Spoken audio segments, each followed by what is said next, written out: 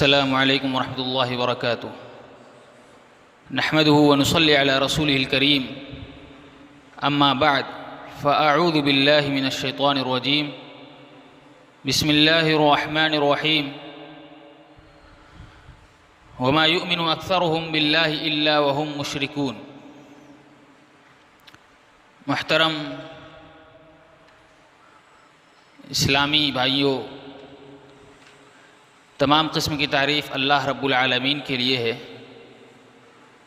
اور درود و سلام نازل ہو اللہ کے آخری پیغمبر محمد صلی اللہ علیہ وسلم پر۔ اللہم صلی علی محمد وعلی آل محمد کما صلیت علی ابراہیم وعلی آل ابراہیم انک حمید مجید۔ اللہم بارک علی محمد وعلى آل محمد كما باركت على إبراهيم وعلى آل إبراهيم إنك حميد مجيد۔ سامعین کرام، اللہ رب العالمین جو ہم سب کا خالق، ہمارا مالک اور پالنہار ہے، اس نے ہمیں اپنی عبادت اور بندگی کے لیے پیدا کیا، اور ایسی عبادت اور ایسی بندگی کا حکم دیا جس میں اللہ کے ساتھ کسی کو شریک نہ ٹھہرایا جائے، جو شرک سے پاک صاف عبادت ہو، جس میں ملاوٹ نہ ہو، آمیزش نہ ہو۔ اللہ رب العالمین قرآن مجید میں اس بات کا حکم دیتا ہے وَاعْبُدُوا اللَّهَ وَلَا تُشْرِكُوا بِهِ شَيْئًا، صرف اللہ کی عبادت کرو اور اس کے ساتھ ہرگز کسی کو شریک نہ کرو، کوئی بھی چیز شریک نہ کرو۔ لیکن اللہ تعالیٰ ایک مقام پر فرماتا ہے سورہ یوسف میں وَمَا يُؤْمِنُ أَكْثَرُهُمْ بِاللَّهِ إِلَّا وَهُمْ مُشْرِكُونَ، کہ اکثر لوگ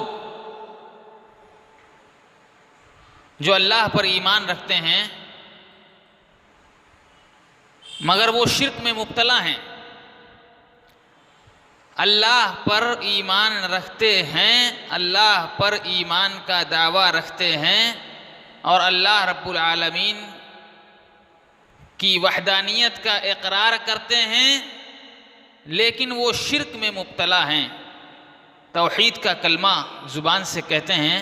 لیکن عمل سے شرک کرتے ہیں، شرک میں مبتلا ہیں۔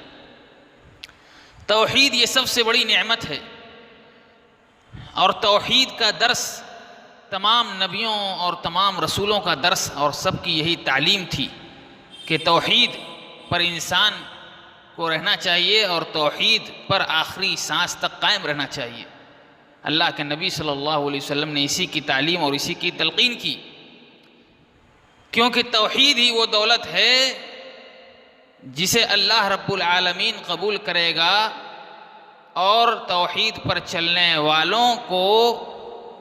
اپنی رحمت دے گا، اپنی جانب سے جنت دے گا۔ جن کے پاس توحید نہیں ہے ان کے اوپر اللہ نے جنت حرام کر دی ہے۔ اِنَّهُ مَن يُشْرِكْ بِاللَّهِ، جس نے اللہ کے ساتھ شرک کیا فقد حرم اللہ علیہ الجنہ، تو اللہ نے اس کے اوپر جنت حرام کر دیا۔ وَمَأْوَاهُ النَّارُ، اس کا ٹھکانہ جہنم ہے۔ لیکن ہم دیکھتے ہیں کہ امت کا ایک بہت بڑا طبقہ جو کوئی بھی چیز یا کوئی بھی حادثہ، کوئی بھی واقعہ رونما ہوتا ہے تو اس واقعہ، اس حادثہ کے ہونے پر، یا کوئی مصیبت جو آتی ہے اس مصیبت کے آنے پر، کوئی بلا جو آتی ہے اس بلا کے آنے پر، کوئی آفت جو آتی ہے اس آفت کے آنے پر، امت کا بہت بڑا طبقہ شرک میں مبتلا ہو جاتا ہے، توحید سے دور ہوتا جاتا ہے۔ اور جو لوگ توحید پر ہیں ان کی توحید بھی ڈگمگا جاتی ہے. جو توحید پر چلنے کا دعویٰ کرتے ہیں، جو توحید پر ہیں، ان کی توحید پر بھی داغ آ جاتا ہے، دھبا آ جاتا ہے، اور ان کی توحید کمزور پڑ جاتی ہے. جب ہر طرف سے ایک آواز، ایک مصیبت اور ایک فتنے کے برپا ہونے کا پتہ چلتا ہے تو ایک توحید پرست، صرف اور صرف اللہ کی عبادت کرنے والا آدمی بھی اپنی توحید کے سلسلے میں کشمکش میں پڑ جاتا ہے. جبکہ اللہ رب العالمین قرآن مجید میں سورہ لقمان میں فرماتا ہے الم تر ان الفلک تجری فی البحر بنعمت اللہ. الم تر، کیا تو نے نہیں دیکھا، ان الفلک کے کشتی کو نہیں دیکھا، تجری فی البحر سمندر میں چلتی ہے، بنعمت اللہ اللہ کی نعمت ہے، اللہ کا فضل و کرم ہے، لیریکم من آیاتہ تاکہ وہ تمہیں اپنی نشانیاں دکھلائے کہ کیسے ایک ایسی چیز جس کو اللہ نے پانی پر برقرار رکھا ہے جبکہ اس پر کوئی چیز برقرار نہیں رہتی، یہ اللہ کی نعمت ہے کہ کشتی سمندر میں جاری ہے، چل رہی ہے، کیا اسے نہیں دیکھتے؟ اور اللہ تعالیٰ یہی چاہتا ہے کہ تمہیں اپنی نشانی دکھلائے. ان فی ذلک لآیات لکل صبار شکور، اس میں نشانی ہے ہر صبر کرنے والے کے لیے، شکر ادا کرنے والے کے لیے.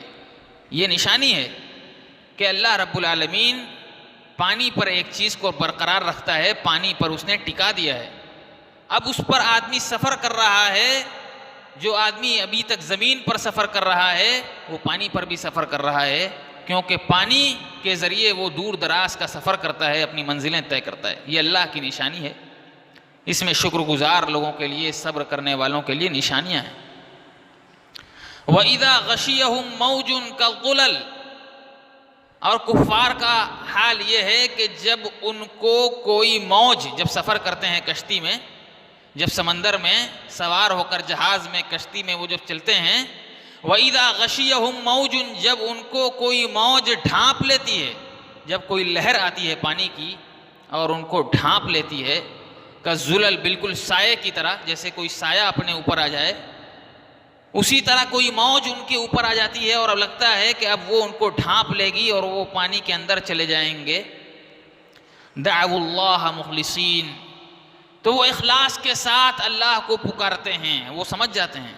کہ اب اس وقت اس بلا، اس مصیبت سے نجات دینے والا اللہ کے سوا کوئی نہیں ہے. وہ اللہ کو پکارتے ہیں اخلاص کے ساتھ، مخلص ہو کر، صرف اور صرف اللہ کو پکارتے ہیں. جبکہ وہ مشرک ہیں، وہ شرک کرنے والے ہیں، لیکن جب بڑی مصیبت، عظیم آفت آتی ہے تو اس وقت وہ اخلاص کے ساتھ صرف اور صرف اللہ کو پکارتے ہیں. کیوں؟ کیونکہ وہ بھی جانتے ہیں کہ اللہ کے سوا جتنے بت ہیں، جتنے معبود ہیں، سب معبودان باطلہ ہیں، سب بے حقیقت ہیں، بے اصل ہیں. صرف اللہ ہی ہے جو مدد کر سکتا ہے، اللہ ہی ہے جو مصیبت سے نکال سکتا ہے، اللہ ہی ہے جو آفت کو ٹال سکتا ہے. اس لیے وہ بھی جب کشتی پر سوار ہوتے ہیں اور جب کشتی کو سمندر کی لہر اور سمندر کی موج ڈھانپ لیتی ہے تو اللہ ہی کو پکارتے ہیں. لیکن ہمارا یہ حال ہے کہ جب کوئی مصیبت، کوئی آفت، کوئی بلا آتی ہے اور لوگ سمجھتے ہیں کہ یہ بلا ہے، یہ مصیبت ہے، یہ آفت ہے، یہ جادو ہے، یہ سحر ہے، اور محسوس کرتے ہیں، دیکھتے ہیں، سنتے ہیں، تو اس وقت ان کا ایمان اللہ پر اور پختہ اور مضبوط ہونے کے بجائے اور کمزور ہو جاتا ہے.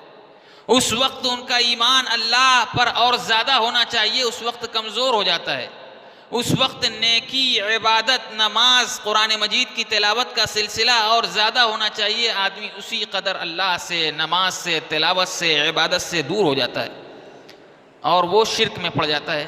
تعویذ گنڈوں میں پڑ جاتا ہے، طرح طرح کے جادو ٹونے ٹوٹکوں میں پڑ جاتا ہے، ایسی چیزوں میں پڑ جاتا ہے جو شرک کی طرف لے جانے والی ہیں. اور مصیبت کو ٹالنے کے لیے اپنے دروازوں پر، اپنی چوکھٹوں پر، اپنی دیوڑیوں پر ایسی چیزیں لٹکاتا ہے جس میں شرک ہے، جس سے اللہ اور اس کے رسول صلی اللہ علیہ وسلم نے منع کیا ہے. اپنے دروازوں چوکھٹوں پر اپنے آپ کو سچا پکا مسلمان موحد کہنے والے ایسی مصیبت آئی کہ اس سے ڈرے، اور ڈر اللہ کا پیدا کرنے کے بجائے غیر اللہ کا ان کے دل میں پیدا ہو گیا ڈر۔ ان کے دل میں اللہ کا خوف پیدا ہونا چاہیے کہ یہ مصیبت ہے،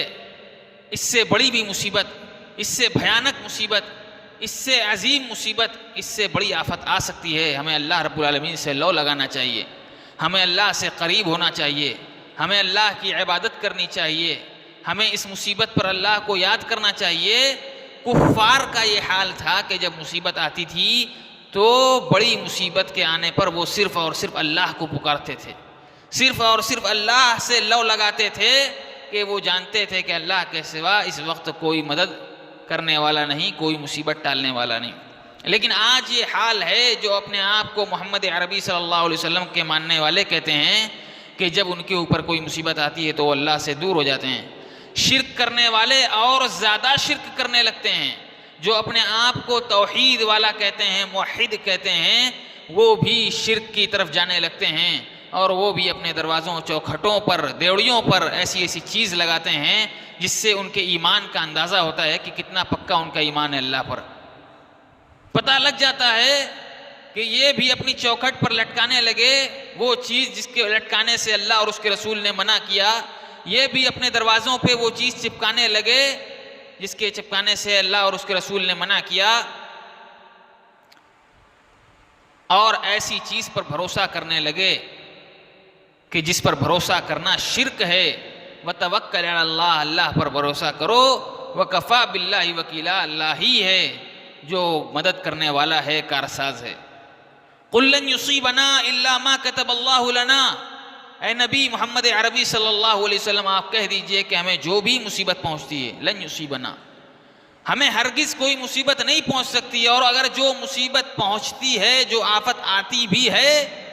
الا ما کتب اللہ لنا، تو وہ اس لیے آتی ہے کہ اللہ نے ہمارے لیے لکھ دیا ہے۔ وہ مصیبت جو آئی ہے وہ لکھی ہوئی ہے، اور وہ اللہ تعالیٰ ہی ٹالنے والا ہے، اس کو دور کرنے والا اللہ ہی ہے۔ ان کاغذوں، ان دھاگوں پر بھروسہ کرنے والے، اللہ کے نبی صلی اللہ علیہ وسلم نے فرمایا من تعلق شیئا وکل الیہ، جو کسی چیز پر بھروسہ کرتا ہے تو اس کا بھروسہ جو ہے وہ باقی رہتا ہے، اسے اسی کے ساتھ لگا دیا جاتا ہے۔ اب اگر آدمی کسی ایسی چیز پر بھروسہ کرے جس میں کوئی طاقت نہیں ہے، کسی کاغذ پر، کسی لکیر پر، کسی نشان پر بھروسہ کر لے اور اس کو لگا لے، اپنے ساتھ رکھ لے، اپنے گھر میں دبا لے، وکل الیہ، تو اللہ تعالیٰ اسے اسی کے ساتھ لگا دیتا ہے۔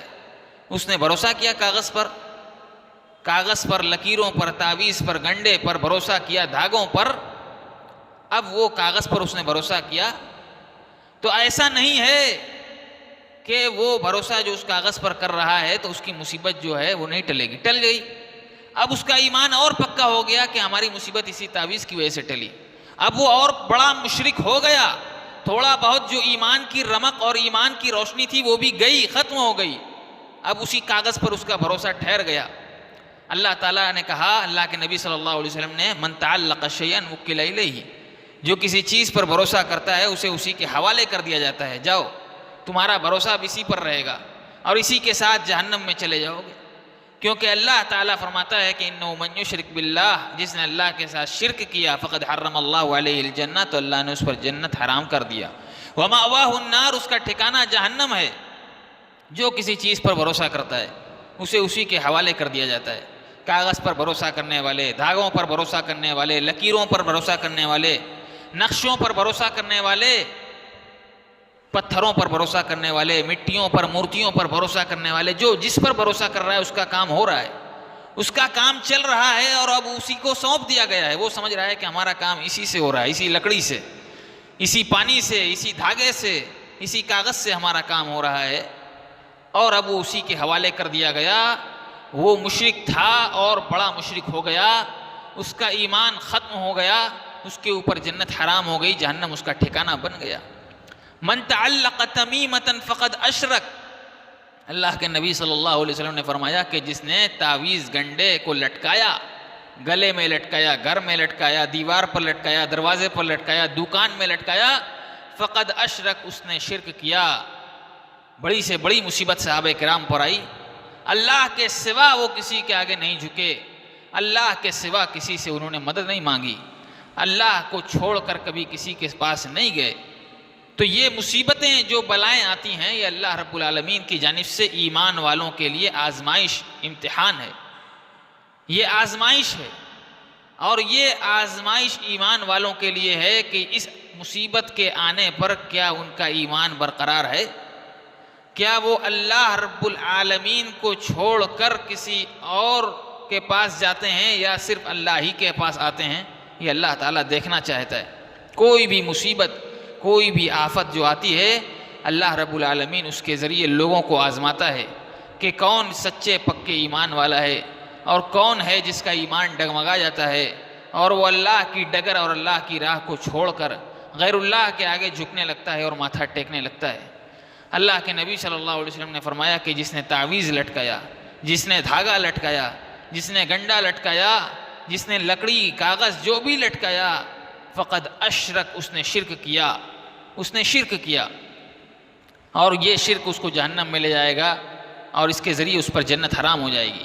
آپ صلی اللہ علیہ وسلم نے فرمایا ان الرقى والتمائم والتولة شرک، کہ بلا شبہ قرآن اور حدیث میں جو دعائیں سکھلائی گئی ہیں، قرآن میں جو اللہ رب العالمین نے دعائیں سکھلائی ہیں، حدیث میں محمد عربی صلی اللہ علیہ وسلم نے جو دعائیں بتلائی ہیں، ان دعاؤں کو، قرآن اور حدیث کے آیات و احادیث کی دعاؤں کو چھوڑ کر کسی اور چیز کے ذریعے جھاڑ پھونک کرنے والا، یعنی جھاڑ پھونک کر رہا ہے، قرآن میں جو آیت ہے وہ چھوڑ کر، حدیث میں جو دعائیں بتلائی گئی ہیں وہ چھوڑ کر ادھر ادھر کے تنتر منتر سے جھاڑ پھونک کرنے والے، اور اسی طرح تمائم، تعویذ وغیرہ جو آدمی لکھتا ہے جس میں نقش و نگار بیل بوٹے بناتا ہے، قرآن یہ لٹکانے کے لیے نہیں آیا، قرآن یہ پڑھنے کے لیے، اس سے روشنی حاصل کرنے کے لیے اللہ نے نازل کیا ہے۔ اگر اسے لٹکانا ہوتا اور اسے لٹکانے میں فائدہ اور اس کے لٹکانے سے مصیبت کا ٹل جانا ہوتا تو یہ لٹکانا اس سے کیوں منع کیا گیا ہے؟ ان الرقى، بلا شبہ قرآن اور حدیث کی دعاؤں کو چھوڑ کر غیر اللہ کی چیزوں کے ذریعے جھاڑ پھونک کرنے والا، والتمائم، اور یہ تمائم، یہ تعویذ، یہ گنڈے جو آدمی لٹکاتا ہے گھروں پہ، گلوں پہ، دیواروں پہ، دکانوں پہ، دروازوں پہ، شرکن والتولة، اور تولا، جس کے ذریعے میاں اور بیوی کے درمیان، مرد اور عورت کے درمیان جدائی ڈالی جاتی ہے، یعنی ایک ایسا جادو ہے جس سے میاں بیوی میں، گھر میں فساد ہو جائے، دشمنی ہو جائے، جدائی ہو جائے۔ شرکن، یہ شرک ہے، اس میں کوئی شک نہیں ہے کہ یہ شرک ہے۔ اور یہ چیزیں، شرک اور تعویذ و گنڈے، جادو اور ٹوٹکے، یہ ساری ایسی چیزیں ہیں کہ اس کا کرنے والا اور اس کو کرانے والا، اس پر یقین رکھنے والا مشرک ہے۔ اور اللہ تعالیٰ فرماتا ہے کہ جس نے اللہ کے ساتھ شرک کیا، اللہ تعالیٰ نے اس کے اوپر جنت حرام کر دی، اس کا ٹھکانہ جہنم ہے۔ تو ان چیزوں سے اس مصیبت اور فتنے کے زمانے میں بچنا چاہیے اور اللہ رب العالمین کی عبادت کرنی چاہیے۔ مصیبت کے ٹالنے کے لیے قرآن مجید کو پڑھنا چاہیے، اللہ کے نبی صلی اللہ علیہ وسلم نے جو دعائیں سکھلائی ہیں ان دعاؤں کو پڑھنا چاہیے، نماز پڑھنی چاہیے، زیادہ سے زیادہ عبادت کرنی چاہیے، قرآن مجید کی تلاوت کرنی چاہیے۔ اگر کوئی چیز اس نے سن رکھی ہے تو اس سے پناہ مانگنی چاہیے کہ اے اللہ میں تجھ سے پناہ مانگتا ہوں اور تیری پناہ میں آتا ہوں شیطان مردود و ملعون سے، اعوذ باللہ من الشیطان الرجیم۔ تو اللہ رب العالمین سے، شیطان لعین سے پناہ مانگنی چاہیے کہ اللہ تعالیٰ تو ہمیں شیطان سے، اس کے فتنے سے، اس کے جانب سے بھیجی گئی آفتوں سے، بلاؤں سے اپنی پناہ اور حفاظت میں رکھ۔ اور بہت سی باتیں جن کو سن کر آدمی آگے کہتا ہے اور جن کو سن کر آگے پہنچاتا ہے اور اس کے ذریعے شرک اور بدعت و خرافات کو بڑھاوا ملتا ہے، اس کا ذمہ دار وہ آدمی ہے جو اس کو پہنچاتا ہے۔ ایک آدمی، اس نے کوئی بات سنی اور اس کو نہیں معلوم کہ یہ بات سچی ہے یا جھوٹی، اس کو آگے بڑھایا۔ دوسرے آدمی نے سنا اس نے بھی تحقیق نہیں کی، اس بات کو آگے بڑھایا۔ تیسرے آدمی نے سنا، اس نے بھی آگے بڑھایا، بات آگے بڑھتی گئی اور اس کے ذریعے شرک پھیلتا گیا، برائی پھیلتی گئی، اللہ پر بھروسہ اٹھتا گیا۔ اللہ تعالیٰ فرماتا ہے یا ایھا الذین آمنوا ان جاءکم فاسق، اے ایمان والوں اگر تمہارے پاس کوئی فاسق ہے، کوئی گنہگار آئے، کوئی جھوٹا آئے، بنبأ کوئی خبر لے کر آئے، فتبینوا تو اس خبر کو آگے بڑھانے سے پہلے، اس خبر کو پھیلانے سے پہلے، اس خبر کو دوسروں تک پہنچانے سے پہلے، اس بات کو دوسروں سے کہنے سے پہلے اس کو جانچ لو، پرکھ لو، اس کی تحقیق کر لو۔ ان تصیبوا قوما بجہالہ، کہ تمہارے ذریعے کسی قوم کو تمہاری لا علمی اور جہالت کی وجہ سے نقصان پہنچے۔ آپ نے ایک بات کہی اور اس بات کی تحقیق نہیں کی، وہ بات غلط تھی، جھوٹی تھی، بے بنیاد تھی، اور وہ بات آپ نے کہہ دی اور وہ بات پوری قوم میں پھیل گئی۔ آپ کی جہالت، آپ کی نا عاقبت اندیشی اور نا سمجھی کے وجہ سے ایک قوم مصیبت میں مبتلا ہو گئی، پورے امت کے لوگ پریشان ہو گئے، اور اس کا پورا خامیازہ، اس کا پورا گناہ، اس کا پورا بوجھ آپ کے اوپر، کیونکہ آپ نے اس بات کو آگے بڑھایا اور اس کی تحقیق نہیں کی۔ آپ کے ذریعے وہ بات پھیلی اور آپ کے ذریعے وہ بات، وہ فتنہ لوگوں میں گیا۔ اسی لیے اللہ کے نبی صلی اللہ علیہ وسلم نے فرمایا کفا بالمرء کذبا ان یحدث بکل ما سمع، کہ آدمی کے جھوٹا ہونے کے لیے یہی کافی ہے کہ ہر سنی ہوئی بات بیان کر دے۔ جھوٹا ہونے کے لیے اتنا ہی کافی ہے کہ یہ آدمی جھوٹا ہے، اس کے لیے جھوٹا ہونے کے لیے کیا ہے کافی کہ جو سنے وہ بیان کر دے، اس کی تحقیق نہ کرے۔ تو اس لیے جو باتیں سنی جاتی ہیں، جن باتوں کا حقیقت سے کوئی تعلق ہے کہ نہیں ہے، اس کا ہمیں علم نہیں ہے، ہم نہیں جانتے کہ یہ بات سچی ہے یا جھوٹی ہے، ہم اسے سچا بھی نہیں کہہ سکتے، ہم اسے جھوٹا بھی نہیں کہہ سکتے، تو ہماری یہ ذمہ داری بنتی ہے کہ اس بات کو آگے نہ بڑھائیں،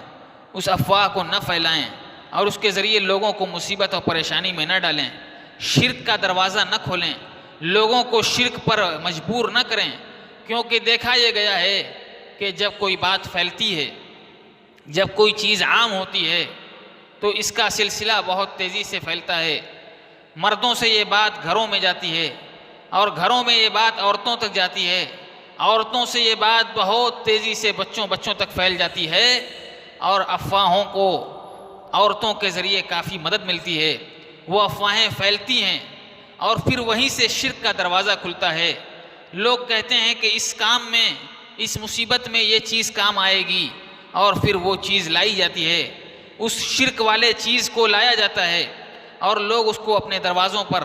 اپنی دکانوں پر، اپنے مکانوں پر چسپاں کرتے ہیں، تو اس سے شرک کا دروازہ کھلتا ہے۔ ایک غلطی کی وجہ سے پوری امت اور پورے قوم کے لوگ شرک میں مبتلا ہو جائیں، یہ بہت بڑی مصیبت ہے، اس سے پناہ مانگنی چاہیے، اور شرک سے اللہ رب العالمین سے پناہ مانگنی چاہیے۔ توحید پر قائم رہنے کے لیے اللہ سے توفیق مانگنی چاہیے کہ ہمیں توحید پر قائم رکھ، شرک سے اپنے پناہ میں رکھ، مصیبت اور بلاؤں کو تو ٹال دے، ہر طرح کے فتنے سے اپنے حفظ و امان میں رکھ، جب تک اس دنیا میں زندہ رکھ، اسلام پر زندہ رکھ، جب ہمارا خاتمہ ہو کلمہ توحید لا الہ الا اللہ محمد رسول اللہ پر آمین۔ السلام علیکم ورحمۃ اللہ وبرکاتہ۔